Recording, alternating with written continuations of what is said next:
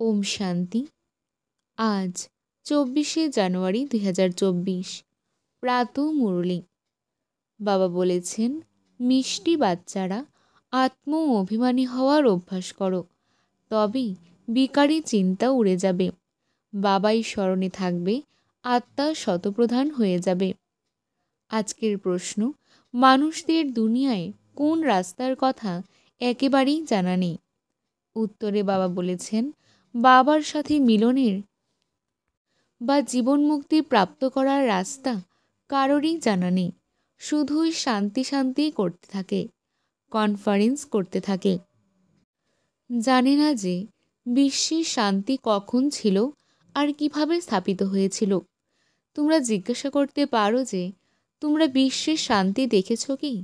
শান্তি স্থাপন কিভাবে হয়? বিশ্বের শান্তি তো বাবার দ্বারাই স্থাপন করা হচ্ছে। তোমরা এসে বোঝো। ওম শান্তি। অসীম জগতের বাবা বসেই অসীম জগতের বাচ্চাদের বোঝাচ্ছেন। সবার প্রথমে এই দৃষ্টি পাকা করো যে আমরা হলাম আত্মা। আমরা ভাই ভাইকে দেখি। যেমন বাবা বলেন, আমি বাচ্চাদের দেখি। আত্মাই শরীরের কর্মেন্দ্রিয়ের দ্বারা শোনে, বলে। আত্মার আসন হলো ভ্রুকুটি। বাবা তো আত্মাদের দেখেন। এই ভাইও নিজের ভাইদের দেখে। তোমাদেরও ভাইদের দেখতে হবে। প্রথমে এই রূপ দৃষ্টি পাকা করা উচিত, তবেই ক্রিমিনাল চিন্তাভাবনা আসা বন্ধ হয়ে যাবে। এই রকম অভ্যাস হয়েই যাবে। আত্মাই শোনে, আত্মাই নড়াচড়া করে। এইরূপ দৃষ্টি পাকা হলে আর সব চিন্তা চলে যাবে। এটাই হলো 1 নম্বর সাবজেক্ট। এইভাবেই দৈবী গুণও অটোমেটিক্যালি ধারণ হতে থাকবে। দেহ অভিমানে এলেই কর্মেন্দ্রিয় কুকাজ করে। দেহে অভিমানী হওয়ার খুব প্রচেষ্টা করো, তবেই তোমাদের মধ্যে শক্তি আসবে। সর্বশক্তিমান বাবার দ্বারাই আত্মা শতপ্রধান হয়। বাবা তো সর্বদাই শতপ্রধান। তাই সবার প্রথমে এই দৃষ্টিই পাকা হলে তখনই বুঝতে পারবে যে আমরা আত্ম অভিমানী। আত্ম অভিমানী আর দেহি অভিমানীতে রাত দিনের পার্থক্য। আমাদের অর্থাৎ বাচ্চাদের এখন ঘরে ফিরে যেতে হবে। আত্ম অভিমানী হলেই আমরা পবিত্র শতপ্রধান হয়ে যাব। এই অভ্যাস করলেই বিকারী চিন্তা দূর হয়ে যাবে। মানুষ বলে থাকে ধরণীর নক্ষত্র। অবশ্যই আমরা আত্মারা হলাম নক্ষত্র। এই শরীর ধারণ করেছি কর্ম করার জন্য। এখন আমরা তমপ্রধান হয়েছি, পুনরায় আমাদের শতপ্রধান হতে হবে। বাবাকে পুরুষোত্তম সঙ্গম যুগেই আসতে হয়। এই রকম কখনোই বলা হয় না যে ক্রাইস্টের শরীরে আসে, কারণ ক্রাইস্ট আসেনি রজপ্রধান সময়ে। কোনো বুদ্ধ বা ক্রাইস্টের শরীরেই ভগবান আসবেন, তা হতে পারে না। তিনি আসেন একবারই এবং নতুন দুনিয়া স্থাপন করতে। তিনি পুরানো দুনিয়াতেই আসেন, তমপ্রধান দুনিয়াকে শতপ্রধান দুনিয়ায় পরিবর্তন করতে। তাহলে তিনি অবশ্যই সঙ্গমেই আসবেন। আর অন্য কোনো সময়ে তিনি আসতে পারেন না। ওনাকে এসে নতুন দুনিয়া স্থাপন করতে হয়। ওনাকেই বলা হয় হেভেনলি গডফাদার। ড্রামা অনুসারে সঙ্গমের নামই রয়েছে। কৃষ্ণকে তো বাবা বা পতিত পাবন বলা যাবে না। তার মহিমা সম্পূর্ণ আলাদা। বাবা বোঝান যে যাকেই বোঝাবে সবার প্রথমে তাকে এইম অবজেক্ট বোঝাও। ভারতে যখন লক্ষ্মী নারায়ণের রাজত্ব ছিল, তখন এক ধর্ম ছিল, এক রাজত্ব ছিল। আদি সনাতন দেবী দেবতা ধর্ম ছিল, একটি অদ্বৈত ধর্ম ছিল। হেভেন স্থাপন করা তো বাবারই কাজ। কিভাবে করেন তাও পরিষ্কার। সঙ্গমী বাবা এসে বোঝান যে দেহের সব ধর্ম ছেড়ে নিজেকে আত্মা মনে করো। লক্ষ্মীনারায়ণের চিত্রের উপরই সব কিছু বোঝাতে হবে। শিব বাবার চিত্রও রয়েছে। মহিমা করার মতো অনেক ভালো ভালো চিত্র রয়েছে।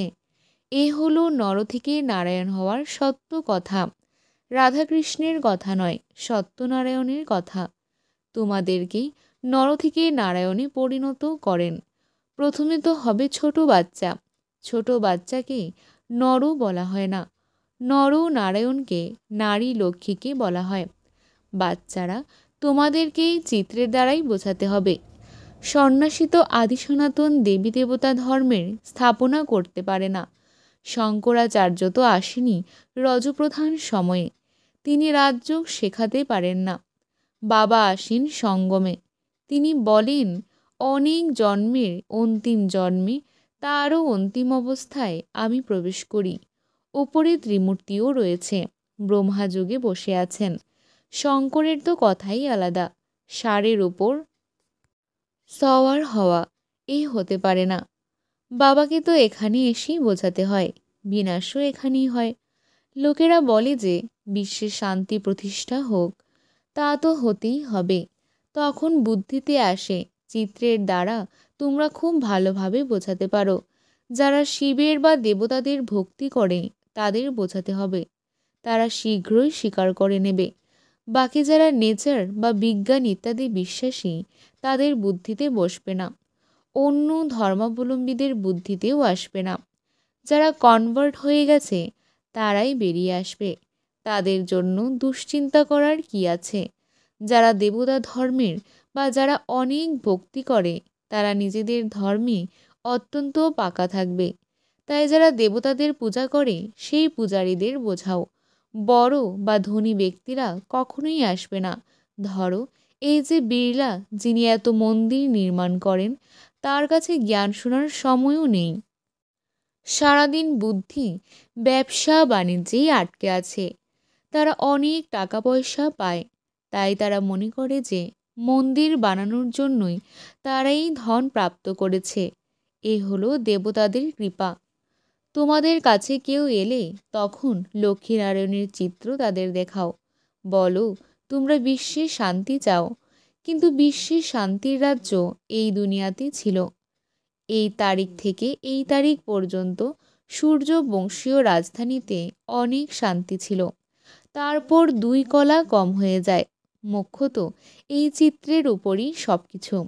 এখন তোমরা বিশ্বে শান্তি চাইছ, কোথায় যাবে? নিজ নিকেতনকে তো জানিই না। আমরা আত্মারা হলাম শান্ত স্বরূপ, আমরা মূল বতনে থাকি, ওটাই শান্তিধাম। তা এই দুনিয়ায় নেই, তাকে বলা হয় নিরাকারী দুনিয়া। এছাড়া বিশ্ব তো একেই বলে। বিশ্বের শান্তি নতুন দুনিয়ায় হবে। বিশ্বের মালিকারা এখানে বসে আছেন। গরিবেরা এই কথা ভালোভাবে বুঝতে পারে। কেউ বলে এই রাস্তা তো খুব ভালো, আমরা রাস্তা খুঁজতাম। রাস্তা জানাই নেই, তাহলে খুঁজব কিভাবে? এরকম কেউই নেই যারা বাবা বা জীবন মুক্তির রাস্তা জানে আছে। শান্তি শান্তি বলতেই থাকে, কিন্তু শান্তি কবে ছিল, কিভাবে হয়েছিল কেউই জানে না। কত কনফারেন্স ইত্যাদি করে, তাদের জিজ্ঞাসা করা উচিত তোমরা কখনো বিশ্বে শান্তি দেখেছ, যে বিশ্বে শান্তি কিভাবে স্থাপিত হয়? তোমরা প্রজারা পরস্পর কেন বিভ্রান্ত হয়ে পড়ো?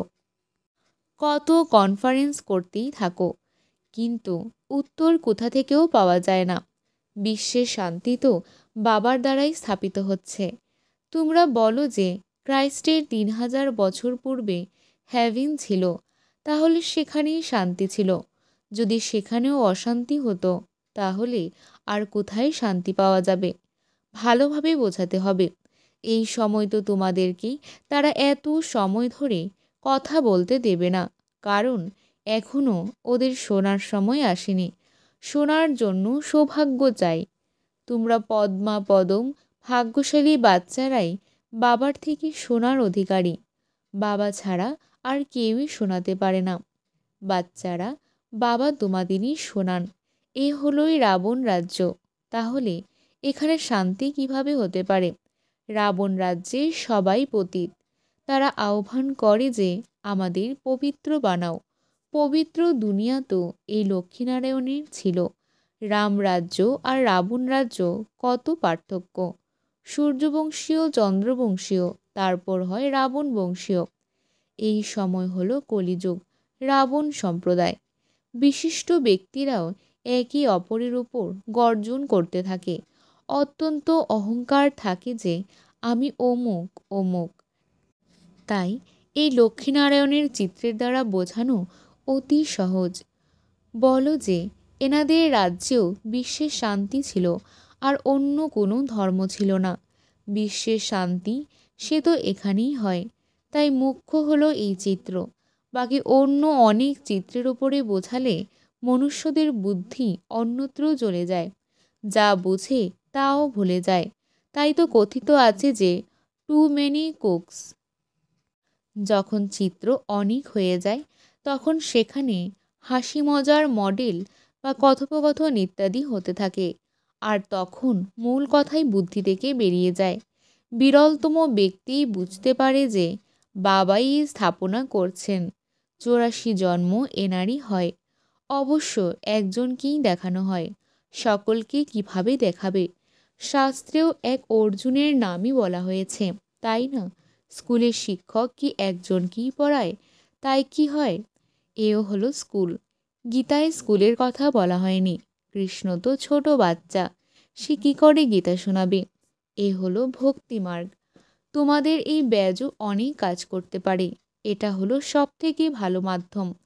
প্রথমে তাদেরকে শিব বাবার চিত্রের সামনে নিয়ে আসা উচিত, আর তারপর লক্ষ্মীনারায়ণের চিত্রের সামনে আনা উচিত। তোমরা শান্তি প্রার্থনা করো, আর তো প্রতিকল্পে বাবার দ্বারাই স্থাপন করা হয়। তোমরা এই চক্রকে জেনে গেছো। প্রথমে তোমরাও তুচ্ছ বুদ্ধির ছিলে, এখন বাবা তোমাদের বুদ্ধিকে স্বচ্ছ করছেন। লেখা উচিত যে একমাত্র পরমপিতা পরমাত্মা ছাড়া আর কেউই কারোর সদ্গতি করতে পারে না, বিশ্বে শান্তি প্রতিষ্ঠা করতে পারে না। একমাত্র বাবাই সব কিছু করছেন, স্মরণও তাকেই করা হয়। মুখ্য চিত্র হলো এই দুটি। যতক্ষণ পর্যন্ত না তারা ঠিকমতো বুঝতে পারছে ততক্ষণ পর্যন্ত তোমাদের সেখান থেকে নড়া উচিত নয়। যদি তারা এটা না বুঝে তাহলে তো আর কোনো কিছুই বুঝতে পারবে না, সময় নষ্ট হয়ে যায়। তাই যদি দেখো তাদের বুদ্ধিতে প্রবেশ করছে না, তখন ছেড়ে দিতে হবে। এসব বোঝানোর মতো অত্যন্ত ভালো কাউকে চাই। যদি মাতা হয় তাহলে খুব ভালো, তাহলে কেউ আপত্তি করবে না। এখানে সবাই জানে যে কে কে বোঝানোর বিষয়ে অত্যন্ত পারদর্শী। মোহিনী রয়েছে, মনোহর রয়েছে, গীতা রয়েছে, অনেক ভালো ভালো বাচ্চারা রয়েছে। তাহলে প্রথমেই লক্ষ্মীনারায়ণের চিত্রের দ্বারা সম্পূর্ণ পাকা করানো উচিত। বলো এই বিষয়টিকে ভালো মতো বোঝো, তবে তো শান্তির দুনিয়ায় যেতে পারবে। মুক্তি জীবন মুক্তি দুই প্রাপ্ত করবে। মুক্তিতে তো সকলেই যাবে, তারপরে আবার আসবে নম্বরের ক্রমানুসারে ভূমিকা পালন করতে। আড়ম্বরের সাথে বোঝাতে হবে। নম্বর 1 হলো এই চিত্রগুলি। বিশ্বের মালিক এরাই ছিলেন। এই বিষয়গুলিতে যারা বিচক্ষণ কেবলমাত্র তাদের বুদ্ধিতেই বসে। যদিও তারা খুব ভালো বলে, প্রণাম করতেও চায়, কিন্তু তারা তো বাবাকে জানেই নি। তাদেরও মায়া ছাড়ে না। বাবা তোমাদের এত উঁচুতে তোলেন, তাই তাকে কতটা স্মরণ করা উচিত। সেই জন্য বাবা বলেন আমাকে স্মরণ করো, তাহলে তোমাদের পাপ মোচন হবে, শতপ্রধান হয়ে যাবে। এখানে এলে খুশিতে তোমাদের রোমাঞ্চিত হয়ে যাওয়া উচিত, কারণ আমি এই হতে চলেছি। আমি যখন হিস্ট্রি হলের ভিতরে যাই আর এই লক্ষ্মীনারায়ণকে দেখি, আর কি যে আনন্দ হয়। ওহো, বাবা আমাদের এই রকমই তৈরি করছেন।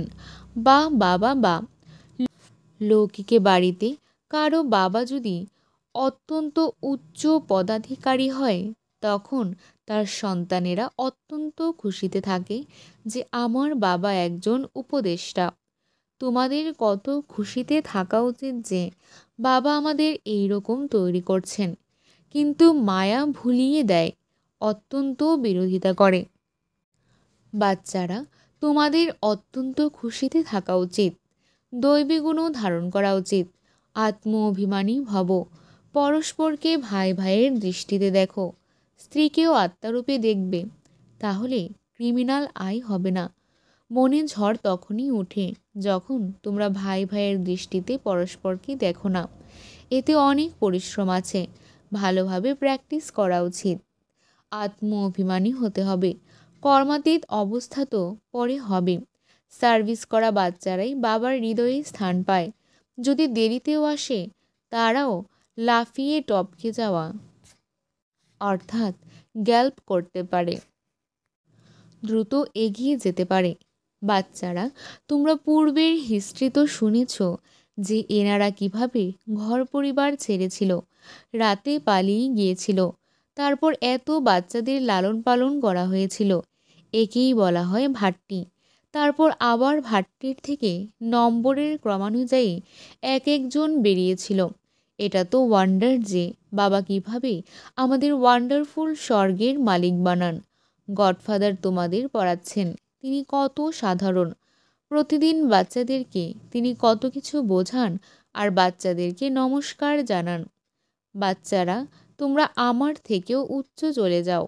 তোমরা এই কাঙাল থেকে মুকুটধারী বিশ্বের মালিক হও। বাবা তো কত উৎসাহ উদ্দীপনার সাথে আসেন, অগণিতবার এসেছেন। আজ তোমরা আমি অর্থাৎ পরমাত্মা রামের থেকে রাজ্য নাও, আবার রাবণের কাছে রাজ্য হারাও। এও এক খেলা। আচ্ছা, মিষ্টি মিষ্টি হারানিধি বাচ্চাদের প্রতি মাতা পিতা বাপদাদার স্মরণের স্নেহ সুমনার সুপ্রভাত। আত্মাদের পিতা তার আত্মারূপী বাচ্চাদেরকে জানাচ্ছেন নমস্কার। আমরাও বাবাকে জানাচ্ছি অনেক অনেক শ্রদ্ধা, ভালোবাসা, নমস্কার আর সুপ্রভাত। ধারণার জন্য মুখ্যসার 1 নম্বর পয়েন্ট, আত্মাকে শতপ্রধান করার জন্য একমাত্র সর্বশক্তিমান বাবার থেকেই শক্তি নিতে হবে। দেহি অভিমানী হওয়ার পুরুষার্থ করো। আমরা আত্মারা হলাম ভাই ভাই, এই প্র্যাকটিস নিরন্তর করতে থাকো। 2 নম্বর পয়েন্ট, বাবা আর লক্ষ্যের চিত্রের উপরে প্রত্যেককে বিস্তারিতভাবে বোঝাও। অন্য কোথায় সময় নষ্ট করো না। আজকের বরদান, স্থান, নারী আর সময়কে দেখে সত্য জ্ঞানকে প্রত্যক্ষকারী নলেজফুল ভব। বাবার এই নতুন জ্ঞান হলো সত্য জ্ঞান। এই নতুন জ্ঞানের দ্বারাই নতুন দুনিয়ার স্থাপনা হয়। এই অথরিটি আর নেশা স্বরূপে ইমার্জ হবে। কিন্তু এর অর্থ এটা নয় যে কেউ এলেই তাকে নতুন জ্ঞানের নতুন কথা শুনিয়ে দ্বিধাগ্রস্ত করে দেওয়া। স্থান, নারী আর সময় সব কিছু দেখে জ্ঞান শোনানো, এটাই হলো নলেজফুলের লক্ষণ। আত্মার ইচ্ছা দেখো, নারী দেখো, বাতাবরণ তৈরি করো, কিন্তু অন্দরের সত্যতার নির্ভয়তার শক্তি অবশ্যই থাকবে। তবেই সত্য জ্ঞানকে প্রত্যক্ষ করতে পারবে। আজকের স্লোগান, আমার বলা মানে ছোট কথাকে বড় বানানো, তোমার বলা মানে পাহাড়ের মতো কথাকেও তুলো বানিয়ে দেওয়া। আজকের সমান, আমি নলেজফুল আত্মা। আচ্ছা, ওম শান্তি।